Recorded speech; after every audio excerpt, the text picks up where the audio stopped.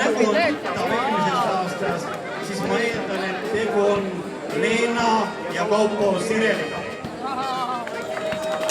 Teine koht Leena Veinokogu. Ja auk Kristo Rõute Tapela Vinga.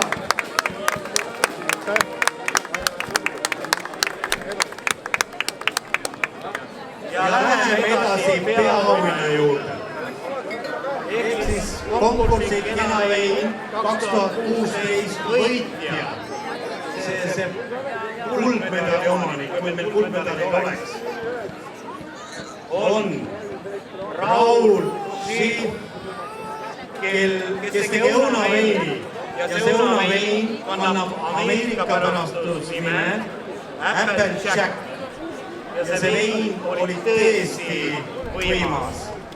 Nii et Raul Schiff palun tule siia, et võtta vastu auhind.